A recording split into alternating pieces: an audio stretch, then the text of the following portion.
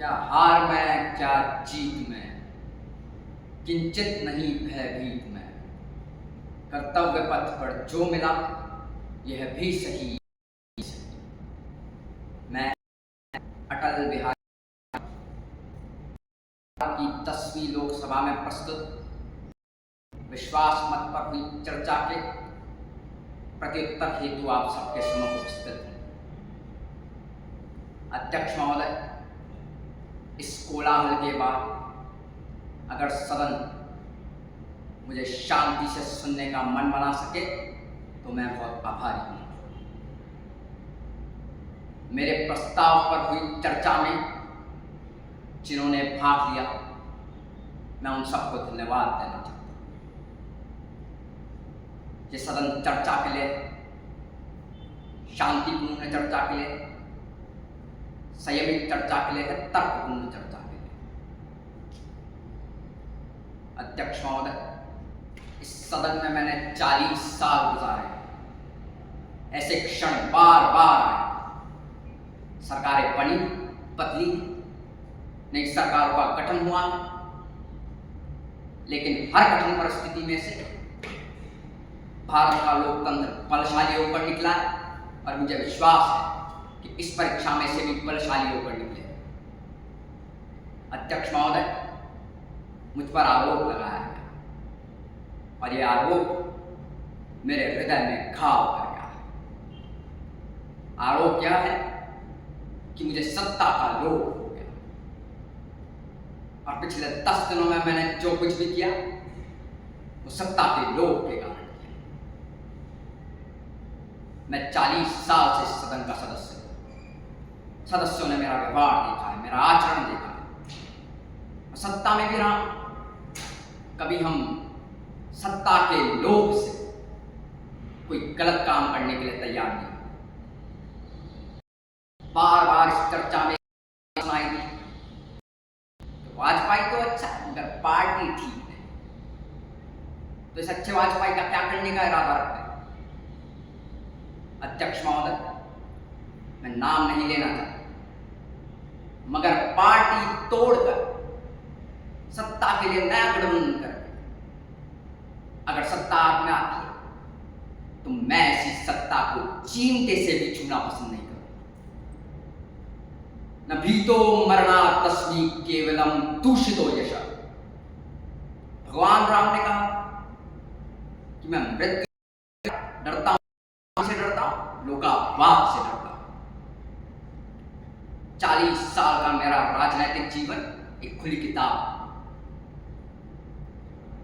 अध्यक्ष महोदय, जब राष्ट्रपति ने मुझे बुलाया और सरकार बनाने के लिए बुलाया और कहा कि कल आपके मंत्रियों की शपथ विधि होना चाहिए, 31 तारीख तक आप अपना भ्रमण सिद्ध कीजिए, तो क्या मैं मैदान छोड़कर चला जाता? क्या मैं पलायन कर जाता? जिस जनता का हमने विश्वास अर्जित किया क्या उसकी अवज्ञा करता? मैंने कहा 31 तारीख तक का जो हमें समय दिया जा रहा है मैं उसका सदुपयोग करूंगा। कमर के नीचे वार नहीं होना चाहिए, नियत पर शक नहीं होना चाहिए। अध्यक्ष महोदय, जब मैं राजनीति में आया तो मैंने कभी सोचा भी नहीं था कि मैं एमपी बनूंगा। मैं पत्रकार और यह राजनीति, जिस तरह की राजनीति चल रही है, मुझे रास नहीं आती। मैं तो छोड़ना चाहता हूं मगर यह राजनीति मुझे नहीं छोड़ती। अध्यक्ष महोदय, जहां से मैंने आरंभ किया वहीं अपने भाषण को दोबारा लेना चाहता हूं। देश में ध्रुवीकरण नहीं होना चाहिए, न सांप्रदायिक आधार पर, न जातीय आधार पर। यह देश आप संकटों से घिरा हुआ है और ये संकट हमने पैदा नहीं किए। जब कभी भी आवश्यकता पड़ी तो संकटों के निराकरण में हमने उस समय की सरकार की मदद की है। जब उस समय के प्रधानमंत्री नरसिम्हा राव जी ने मुझे भारत का पक्ष रखने के लिए विरोधी दल के नेता के नाते जिनेवा भेजा तो पाकिस्तानियों से देखकर चमत्कृत रहे। उन्होंने कहा ये कहां से आए? उनके यहां विरोधी दल का नेता ऐसे राष्ट्रीय कार्यों में भी सहयोग देने के लिए तैयार नहीं होता। वे हर जगह अपनी सरकार को गिराने के काम में लगा रहता है। यह हमारी परंपरा नहीं है, यह हमारी प्रकृति नहीं है। मैं चाहता हूं कि यह परंपरा बनी रहे, यह प्रकृति बनी रहे। सत्ता का खेल तो चलेगा, सरकारें आएंगी जाएंगी, पार्टियां बढ़ेंगी बिगड़ेंगी, मगर यह देश रहना चाहिए, इस देश का लोकतंत्र अमर रहना चाहिए। क्या ये आज के वातावरण में कठिन काम नहीं हो गया?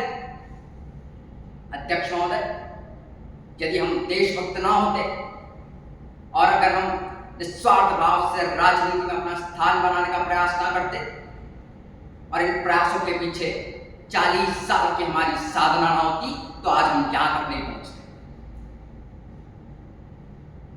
हम देश की सेवा के कार्यों में जुटे रहे, हम संख्या बल के आगे सिर झुकाते हैं। और मैं आपको विश्वास दिलाना चाहता हूं कि जो कार्य हमने अपने हाथों में लिया था, जब तक हम अपना राष्ट्रीय उद्देश्य पूरा नहीं कर देते, तब तक हम आराम से नहीं बैठेंगे, विश्राम नहीं करेंगे। अंत में मैं कुछ पंक्तियां दोहराना चाहूंगा कि टूटे हुए सपने की सुने कौन सिसकी, टूटे हुए सपने की सुने कौन सिसकी, अंतर को चीर व्यथा पलकों पर ठिठकी, हार नहीं मानूंगा रार नहीं ठारूंगा, काल के कपाल पर लिखता मिटाता हूं, गीत नया गीत नया। धन्यवाद।